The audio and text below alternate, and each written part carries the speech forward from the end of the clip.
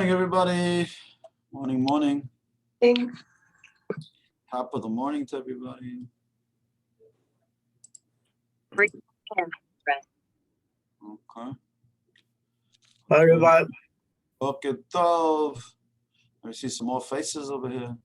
We got this. Yeah, we get this. Colgate. We get Colgate, yeah. Just give me a second here.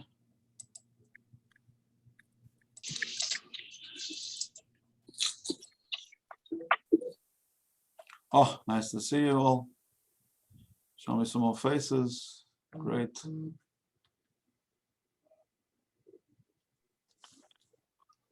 Eddie, you there? Eddie, shul tonight is 6:45. You hear me, Eddie? 6:45 is minyan tonight. Can you come, Eddie? Yeah, I've got your side. You want to bring one or two with me? Yeah, please, because I'm not going to be there because I have a wedding tonight. Okay. And so is Rabbi G. But some of the guys will be there. We had like this morning like 5, so I need a few more. So who can you bring? Well, I'll see if I can get Jason and his 2 boys. Let me know who you can bring if you don't mind. Okay. Okay, I'll let you know. Oh, have a safe trip, Kim. Enjoy your journey, Kim. Okay, there you go. Thanks so much. Okay. Even on your way to New York, you have us in mind. Very nice. Come on the class. Absolutely, Yeah. absolutely. I'll miss it. Oh, great, excellent. Okay, just give me a minute here. Just gonna organize 1 or 2 things here, and then we'll get started with the secrets of creation. Just hold on. One second.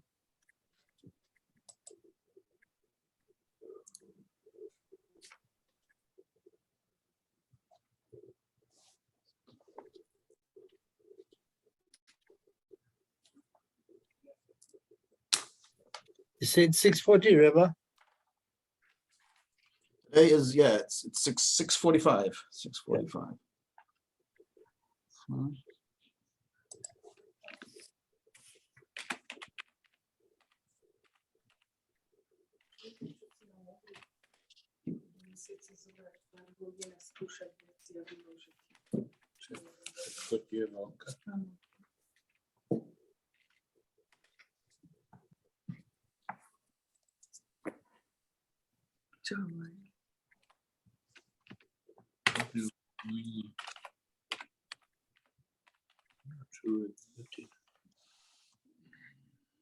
Huh? Okay, everybody, we're ready to get rolling. We were talking about the creation of the soul, the creation of the body. We spoke at great length about the holiness of the human being a composite of male and female, and which is very, very special. The composite of body and soul. And today we're going to speak a little bit more about male and female, about the different sexes, as they call it. So this is an important sort of concept we're going to speak about today, that the soul, it says when Adam was created, it says Adam was sitting all alone. He was a lonely guy. It says he was wallowing in his loneliness. And God said to Adam, this is no good. Lo tov, he says, this is bad news.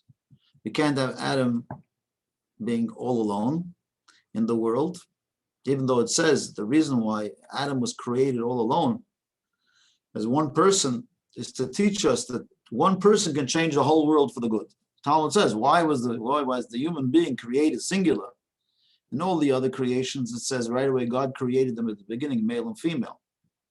But by Adam, it says God created him alone. Why? To teach us, human beings, that one person can change the whole world for the good. And that was the case. Adam was one person in the whole world. So every person should view themselves as if they are that one person in the whole world who can change the world for the good. So Adam was created as one person, but God said, nah, this is not good. Because Adam was lonely. The human being needs to have a social interaction. As we all found during COVID, that not having social interaction was hazardous, was bad for your health, was tragic. People couldn't express themselves, couldn't talk to other people. It counters Hashem's creation. Hashem created the world that we should have social discussion, social intercourse. People have to speak to each other, be with each other. So God said, Lo tov, this is no good. Alone, loneliness is not a good thing. It's the first time God said something was no good. In all of creation, he never said things were no good. First time he said about something that he created that it's no good was Adam being there all alone. If you read this 6 days of creation and 7th day Shabbat, every day God said, for it is good. For it is good. Day 1, God's created the light. God says, he saw it was good. Some days it says, God said, Tov ma'od. Very good. In school, you get a mark sometimes. Tov is good. And Tov ma'od is like a little kid. A kid does very well. Very good. Tov ma'od. So God was constantly marking his creation. He was marking it one time. He said, Tov. Next day he said, Tov ma'od. Some days he said, Ki tov twice. 2 times. For it is good on Tuesday. So God marked his own creation. He gave a mark to his creation. He never said anything about creation that was no good. The only thing he says no good is Adam sitting there alone. He said, this is not good. So it says, God said, let me create a helper for him, a helpmate. Let me create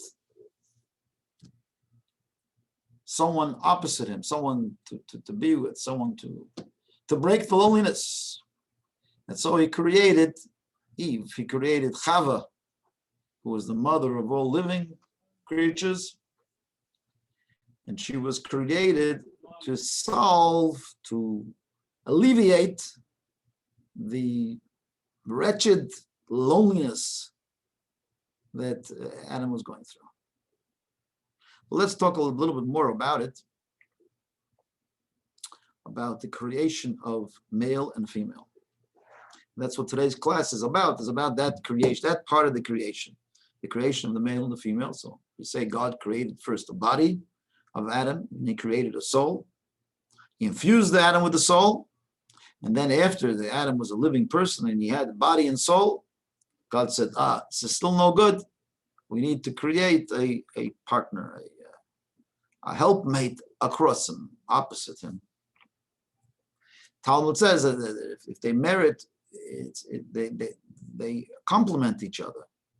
And if they don't merit, then God forbid, they could be like, destructive, the husband and wife, or man and woman. It's an important part of the creation. And we know what the Talmud says, that this creation of Eve, or the creation of the woman, which goes on for generations, it wasn't just by Adam and Eve that it was no good to be alone, but it's no good at any given point in life. People for the future generations have to have a spouse and get married. That's the way the creation was made. Then there should be a husband and wife, and they should get married. Because it's no good otherwise. Talmud says that the person that you marry has a connection to you in advance. And just let's read on a little bit. It says, how was Eve created? It says, when God had to create this creature to break Adam's loneliness, what kind of creature was this? What kind of person was this? This Chavala, this Eve. What kind of person was she? So it says that where did God create her from? It says he created her from the rib of Adam. So God, if he wanted to, he could have created Eve from something else, right? He creates everything, something for nothing. He could have gone back to the earth and dug another ditch, bring some earth, and create another human being and then blow it. No. He didn't do that. He created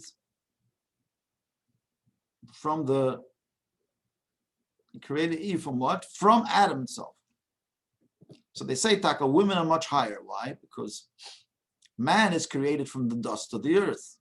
The woman is created from man, from a living creature who is already created in the image of God.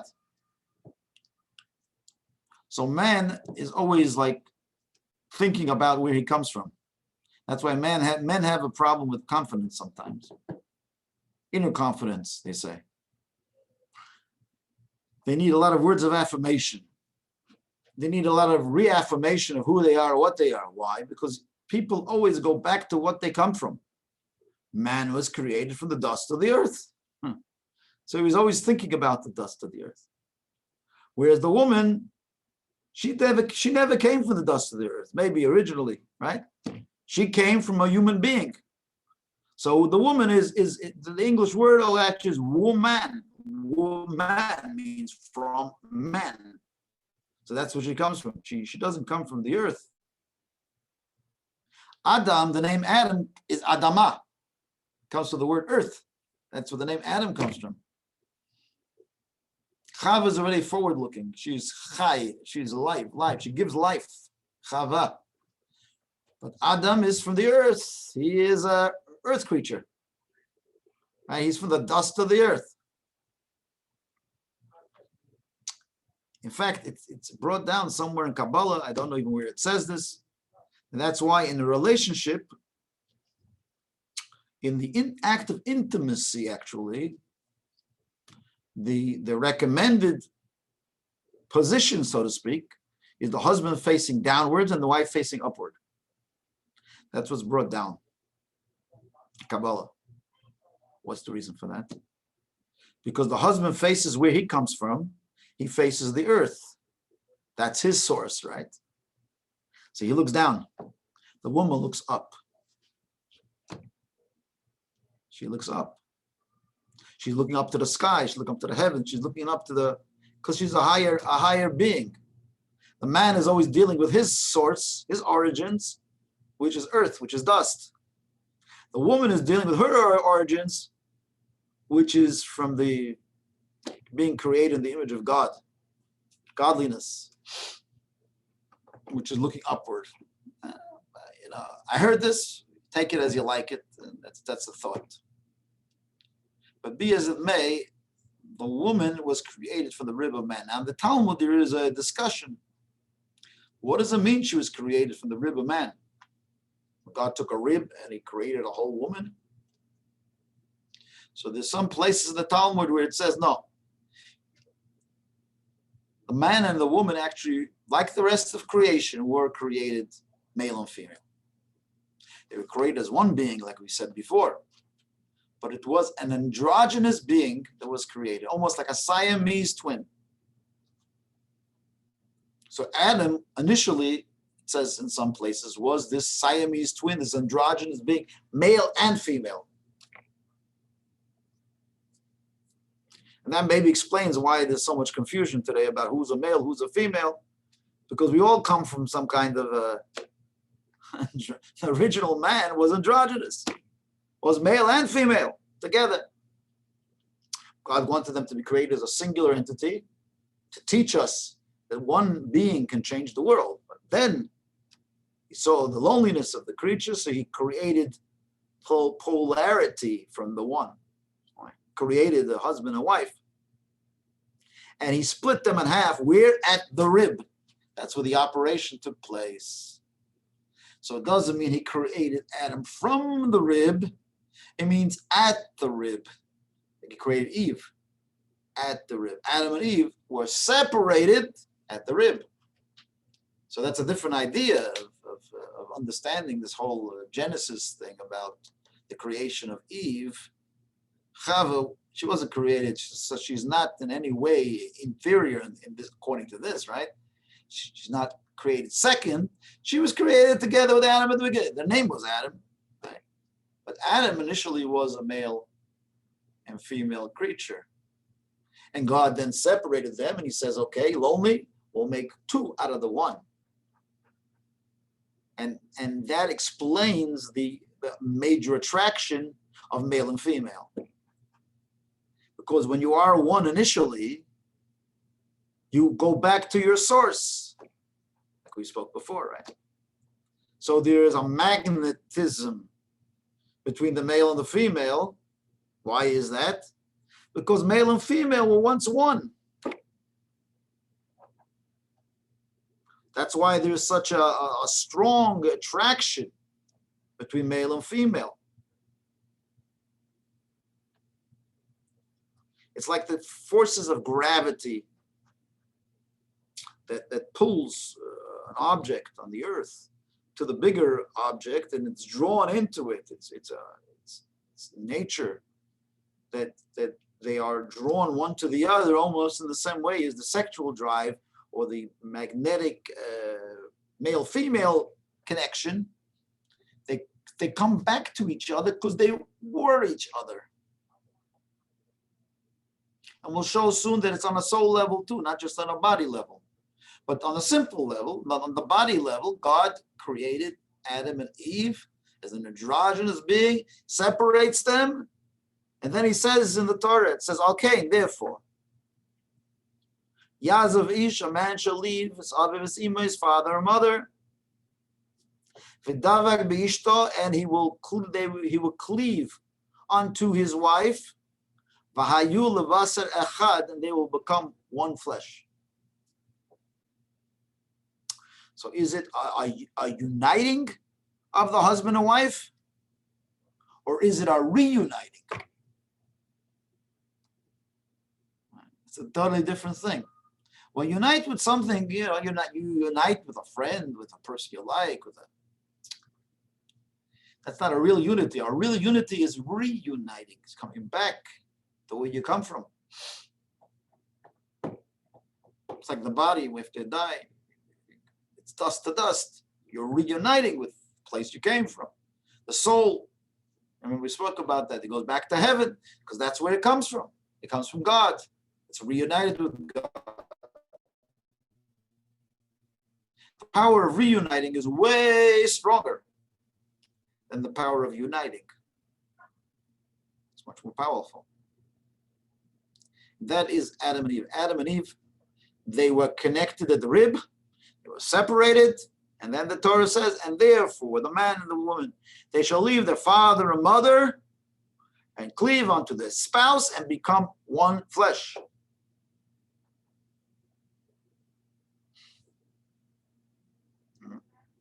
And what's this one flesh? One flesh, the unity which was before. The reuniting is one. Yeah. Like it speaks about, at the end of time, there'll be a reuniting of all the souls of the world. Hashem will be one, his name will be one. That's reuniting, coming back, bringing everything back together again to a state of oneness, a state of unity.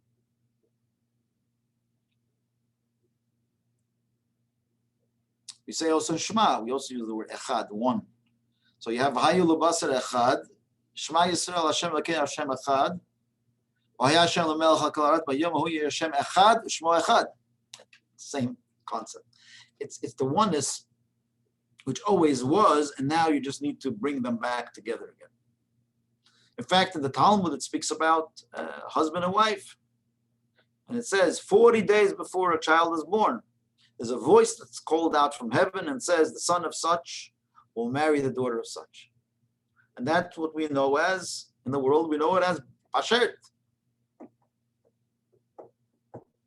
Bashert, what's bashert? You ever heard the expression bashert? It's already pre-planned, it's preordained. But it's more than that, more than just preordained. They belong to each other.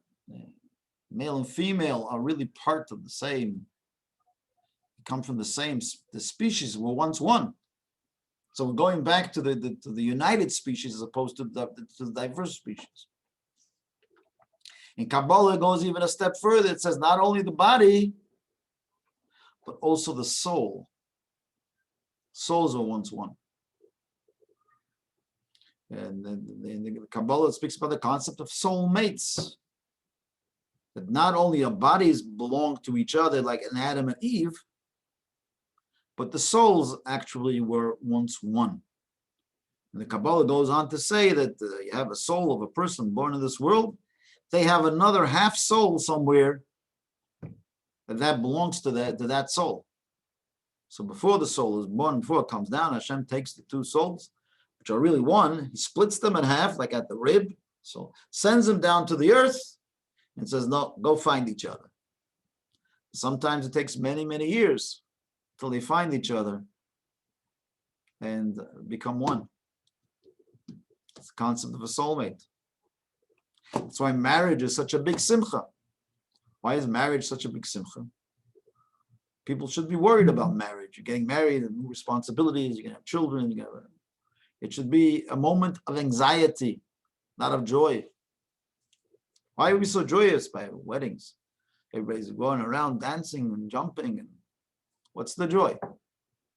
You're going to have to now make a living, not just for one person, but for two people. You're going to have to now you're going to be busy with family and take care of things. And then you have to pay bills and electric bills and water bills and cars and leases. When you're single, there's not much to do, right? So what's the big simcha? Getting married, two people get married. The answer is the big joy is it's like you're finding something that belonged to you and you lost it for 20, 30, 40 years, right? And you lost your soulmate. And you really want to, So when you find your soulmate, that is a moment of joy. It's like a diamond ring, you lose it in the washing machine or whatever, you lose a diamond ring, and then suddenly you put your hand in, you pull out the ring. Wow, found the ring. Why? What's the joy? You had the ring, not you lost it. And when it comes back, that's moment of joy, right? You find the ring, you're very excited. Because you thought you had lost it, and now you put your hand in somewhere, and you're, oh, my ring. Baruch Hashem, I found my wedding ring. That is what marriage is about. It's about two souls which were split in half. Almost like the story in Genesis, where Adam and Eve were one being, split in half, separated, and told to come back together again, become one flesh. Same way, every person has that on the soul level now too. We maybe don't have it on the body level, but we definitely have it on the soul level. That's why husbands and wives are in sync. They're so much in sync. Some of them are in the sink. They're in sync. They always think alike. Why is that? Because they were always one. They were one. Many places explain that there are destinies, they are shared destinies.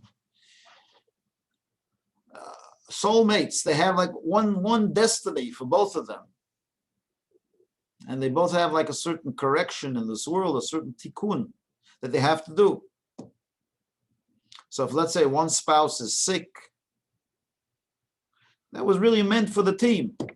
They took a bullet for the team. It really was meant for that soul, of which sometimes one half gets it, sometimes the other half gets it. A lot of times you have spouses, they want to leave each other because of whatever. Someone gets sick, God forbid. So I always tell them, what do you mean? Why are you leaving them? Because they're sick? I mean, besides the fact that that's like, it's not a very, very nice thing, but Some people can't take it, but tell them, look, it's not they're sick, you're sick. You have a shared destiny, a shared life together. If they're sick, you're sick. That's the soul. Once the soul, that was your destiny as a team. The other one took the bullet for you. There's a very famous story with one of the great Rebbes. He was one of the Tanzer Rebbes. He was next in line for the Hasidic dynasty. And in those days, they would read a shidduch, shidduch. You never even saw each other. You met each other the first time under the chuppah.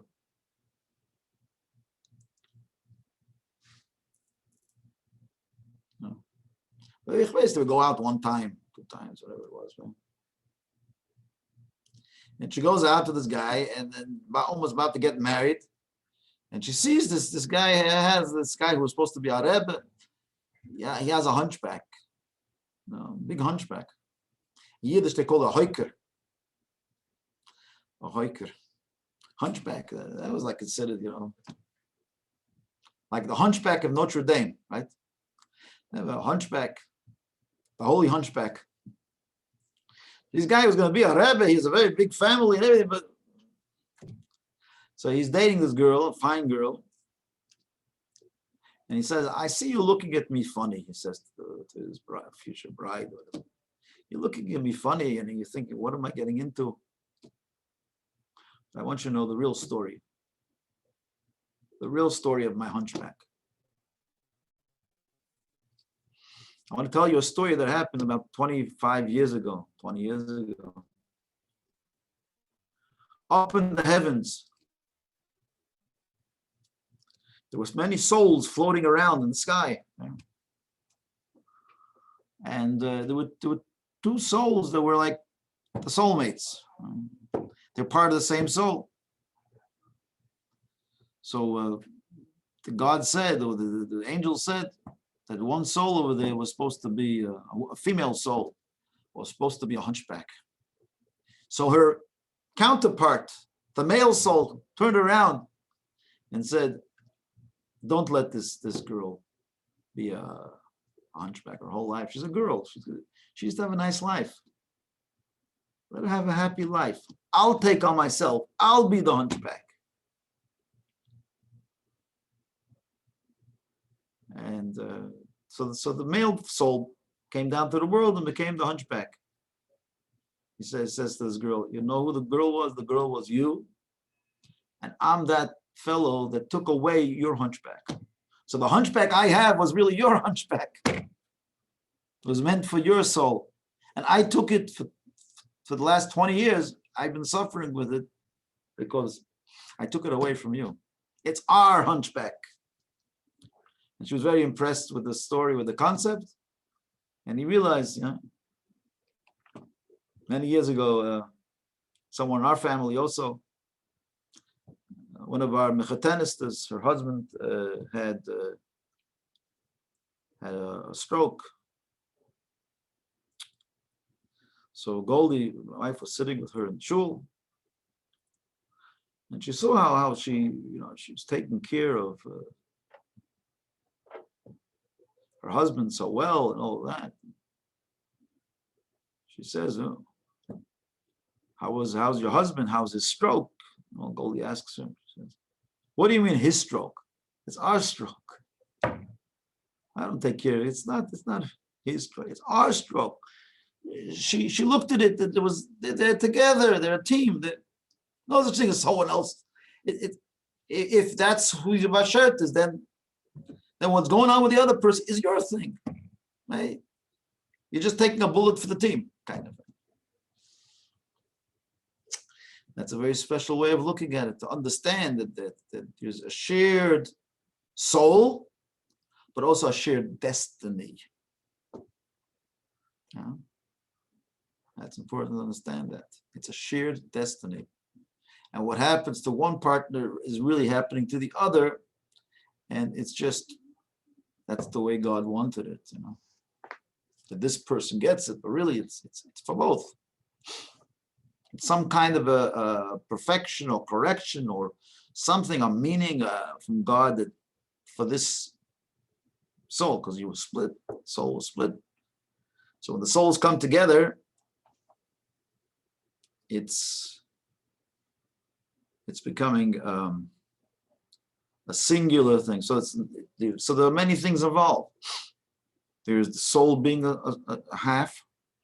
There is the body attracting to each other, because remember, we come from Adam and Eve. We were once one. So the bodies are attracted to each other. And therefore, the Zohar says, not just a common soul, but the Zohar says, palga de gufa, it's like a half a body. That your bodies are one. See, many people, after they're married for a long time, they start looking the same. Start looking alike. People say that. Look alike. Well, sometimes they think alike, for sure, Start thinking alike. Sometimes a husband can start a sentence, the wife finishes it, the wife starts it, the husband finishes it. Maybe they just heard those jokes for many times, so they know the end of the line. But it's an alignment that takes place. Physical alignment, not just spiritual, not just mental, but actually the bodies are like, they become like one body. Like Adam and Eve were once one. So even though they separated and God cut them in half and he did that plastic surgery, but they always feel like one being.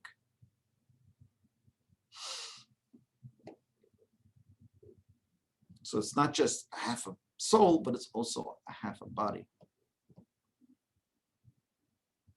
I remember I've seen many older couples that mamash, you could see them totally synchronized, totally in line, totally like a one, mamash, like think alike, do alike.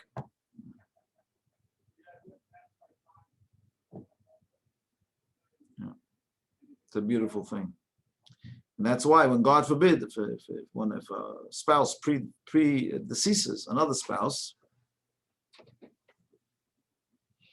it's very tragic. Sometimes you see that right after the person, the other person can't live. It's hard to live.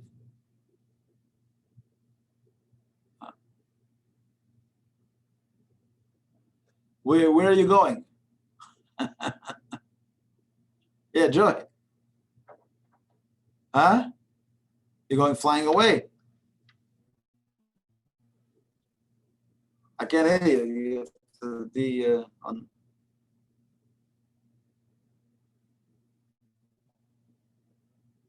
Stop. Boom. That's why. I'm going to visit. I wish you a safe trip. That's all. Thank you very much. And thanks for the have a safe trip. Thank you so much, and Shabbat Shalom to everybody. All the best. We'll see you back soon. Okay, I'm wrapping it up anyways, the class now. So we have lots of stuff to talk about. There's more to stuff. Continue next week. Amir Hashem. So we wish everybody a good Shabbos, a good Yor, and Hashem should help us all that we understand this Nikuda, how Hashem created the world and the secret of the creation of male and female. So any questions, anybody? Very interesting. Anybody have a question? Thank you all. Have a good weekend. Bye. Shabbos, Basil, good Shabbos, good Shabbos. Thank you so Thank much. you. Really Very- enjoyable. Thank you so much. Thanks. A very interesting concept, Rabbi. Mhm. Yeah. We're working on it. I Rabbi, agree may with I that. ask if the word soulmate is quite a bit misused? Should we understand that soulmate becomes your husband? Because many times people say this friend or that friend is my soulmate. Well, it's like this. Souls is a complicated subject. I'm just sort of painting a general brush. I mean, people sometimes live with a person for many years and they divorce and they marry somebody else afterwards, or they find someone else. So obviously there could be numerous soulmates as such. We know that all the souls that are today were really, the Kabbalah says, were part of the soul of Adam and Eve. So we're all part of the greater soul. So really, we're all soulmates to a certain degree. It says, all the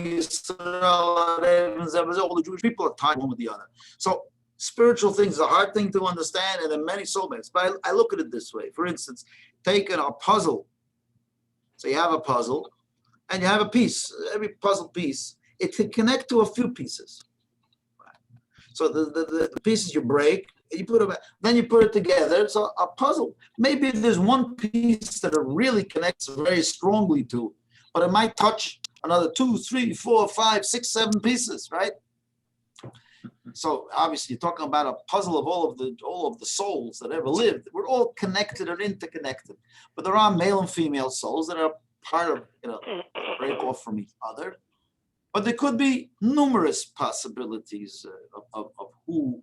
So I believe even people that you dated or people that you knew very closely, or they were possible people that you could have married because they had also a connection to you. So there is what's known as the perfect soulmate, but then there are other soulmates as well. So, if you want to paint it on a simplistic level, it's just one soul, one male, one female, but it's not all so simple. And there are numerous possibilities and soulmates, and numerous pieces on the puzzle page that connect to each other. Thank you, Rabbi. I think that explained to you the.